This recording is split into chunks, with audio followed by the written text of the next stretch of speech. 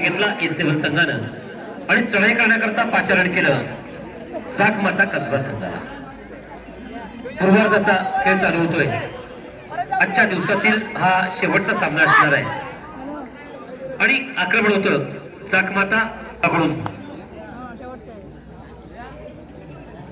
खरं तर ही premier league आहे, साखळी पद्धतीनं सामने आपण खेळवतोय आणि गुणानुक्रमांकानं हे संघ पुढील फेरीमध्ये खेळण्याकरता प्रवेश करते होणार।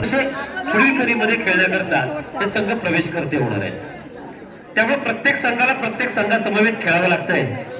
ही खरी तर खासियत असते प्रीमियर लीगची। प्रो कबड्डीच्या वरती चाललेले सगळे सामने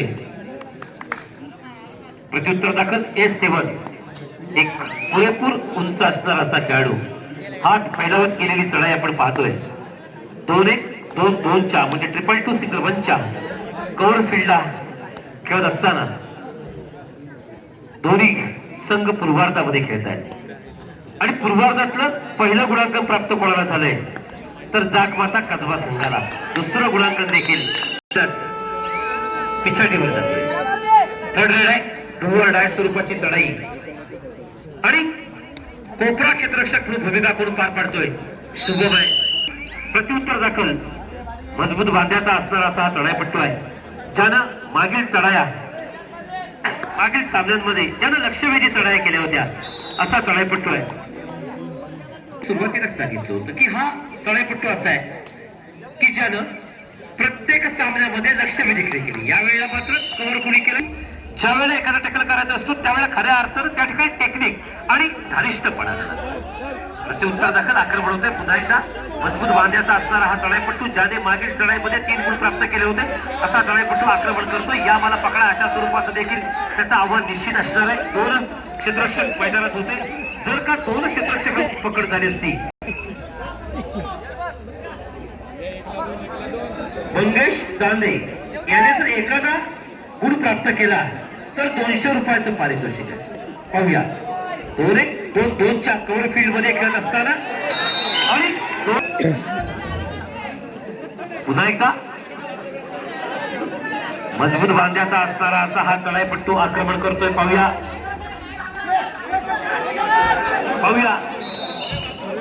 संघ आहे त्यामुळे प्रतिस्पर्धीचा संघ आहे जाक माता कसबा। हा संघ थोडासा का होईना पण पिछाडीवर आहे। हे पिछाड रोखायचे असताना जो संघ गुणांची शिदोरी आपल्या हाती घेतो तो उत्तरार्धाला बिनधास्तपणे सामोरं जात असतो। कारण पूर्वार्धामध्ये खेळत असताना जी गुण असतात, जी गुणांकन असतं ते फार महत्वाचं असतं। पुन्हा एकदा जाक माता कसबा संघाकडून 2-2च्या कव्हर फील्ड मध्ये खेळत असताना आणि एका खेळाडूला मात्र सेफ ठेवलं जाते। कदाचित तो त्यांचा एक चढाईपट्टू असावा आणि म्हणून त्याला कायम सेफ ठेवलं जातं। पडते की जाक माता कसबा संघ एकदा मजबूत बांध्याचा असणारा असा चढाईपट्टू आक्रमण करतोय। अचूक कॉर्नर कोपरा क्षेत्ररक्षकाला बाद करून माघारी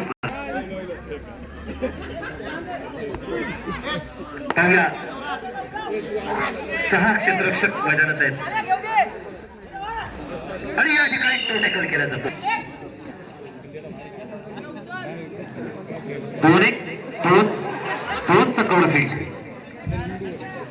आणि E7 संघ पुरता आघाडीवर आहे।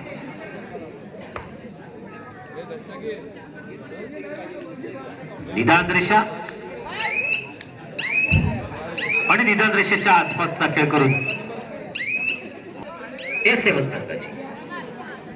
संघाकडून आक्रमण होते। उत्तरार्धाचा खेळ चालू होतोय, सामन्याच्या निर्णायक सत्राचा खेळ चालू होतोय आणि या सामन्याच्या निर्णायक सत्रामध्ये निश्चित पुन्हा एकदा आक्रमण आपल्याला पाहायला मिळत आहे E7 संघाकडून जाक माता कसबाच्या प्रांगणामध्ये।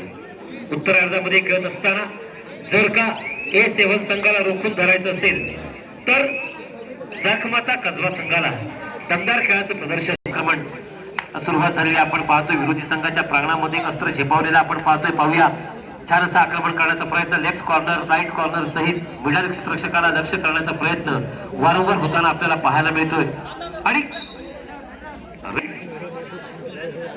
ज्यावेळेला आपण विरोधी संघाच्या प्रांगणामध्ये जातो त्यावेळेला कबड्डी कबड्डी असा जो सूर्य आत्मा आहे हा जोपासण्याचं काम कबड्डीपट्टूनं करायचं असतं. यावेळेला मात्र या कबड्डीपट्टूच्या तोंडाच्या हालचालींवर पंचांचं अचूक लक्ष होतं आणि ज्यावेळेला हा सूर थांबला त्याच वेळेला पंचांनी त्याला बाद म्हणून घोषित केलं. अचूक लक्ष आहे. पुन्हा एकदा A7 संघाकडून चाललेलं आक्रमण आपण पाहतोय. मजबूत बांध्याचा असणारा असा चढाईपट्टू आक्रमण करतो. निदान रेषा करून आपल्या प्रांगणाच्या दिशेने सुखरूप परत प्रत्युत्तर दाखल आक्रमण होते. जाकमाता कसबा संघाकडून A7च्या प्रांगणामध्ये वेगवान पायांच्या हालचाली आपल्याला या चढाईपट्टूच्या पाहायला मिळतात. मात्र खोलवरचं आक्रमण करायचं आणि एखाद्या क्षेत्ररक्षकाला ज्या पद्धतीने लक्ष करायचं तसं लक्ष होताना मात्र आपल्याला पाहायला मिळत नाहीये. चढाया निष्फळ पाहायला मिळतात. याच वेळेला या चढाईपट्टूला जयभर स्वरूपाची चढाई असतानाच 5 क्षेत्ररक्षक मैदानात आहेत आणि यावेळेला मात्र या चढाईपट्टूला लक्ष केलं. पुन्हा एकदा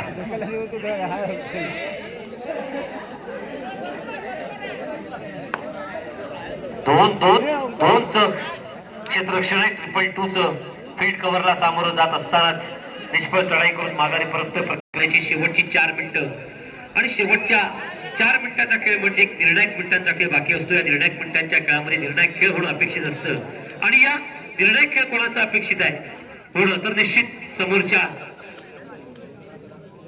जाकमाता कसबा संघाचा. तसा मात्र खेळ पाहायला मिळत नाही आणि A7 संघ मात्र या ठिकाणी गुणांची आघाडी घेऊन मोकळा झालेला संघ आहे. निश्चित या ठिकाणी शुभम असेल, शुभमच्या चेहऱ्यावर निश्चित थोडंसं स्मितहास्य आपल्याला पाहायला मिळते कारण गुणांची आघाडी हाताशी आहे. केवळ खऱ्या अर्थानं गुणांक प्राप्त करण्याची गरज कोणाला आहे तर ती समोरच्या जाकमाता कसबा संघाला. निदान रेषा आणि निदान रेषेच्या आसपासचा खेळ आपल्याला पाहायला मिळतोय तो या चढाईपट्टूकडून आणि याच वेळेला शुभम मात्र सावध आहे. शुभम सावधान स्थितीत आहे. शुभमला जाणीव आहे की ज्या वेळेला हा चढाईपट्टू आपल्या टप्प्यात येणार आहे त्याच वेळेला आपण पकड करायला पुढे सरसं व्हायचंय. पाहूया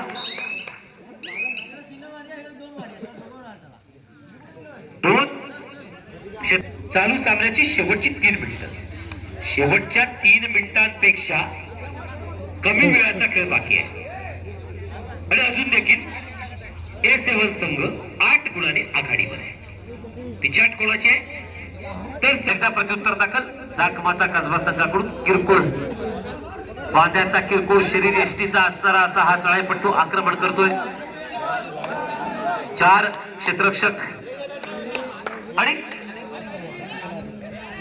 रनिंग हँड टच करण्याचा प्रयत्न होतो. अचूक कॉर्नर असणाऱ्या अशा चढाईपट्टूचं ज्याने कित्येक चढाया आपल्या यशस्वी केल्या. चालू सामन्याची शेवटची 2 मिनिटांपेक्षा कमी वेळाचा खेळ बाकी असताना आणि थर्ड रेट स्वरूपाची चढाई असताना या ठिकाणी आक्रमण होतंय A7 संघाकडून. पाहूया पुन्हा एकदा लक्ष केलं जाते. चढाई झुकवली जाते. क्षेत्ररक्षक मैदानात असताना खऱ्या अर्थानं मात्र आता प्रयत्न असायला हवेत. मात्र पुन्हा एकदा छान थाहोटचा नमुना आपल्याला पाहायला मिळतोय. छान स्ट्रगल मैदानावरचा आपल्याला पाहायला मिळतोय. ज्या पद्धतीने शब्बीर बापूचा स्ट्रगल होता अशा काही सेकंदाचा बाकी आहे.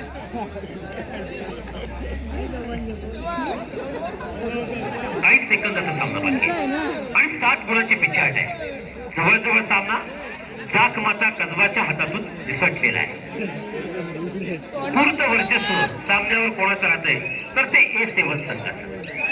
काही सेकंदाचा सामना बाकी आहे आणि काही सेकंदाचा सामना बाकी असताना या ठिकाणी पुन्हा छान एक गोल पाहायला मिळतोय A7 संघाकडून.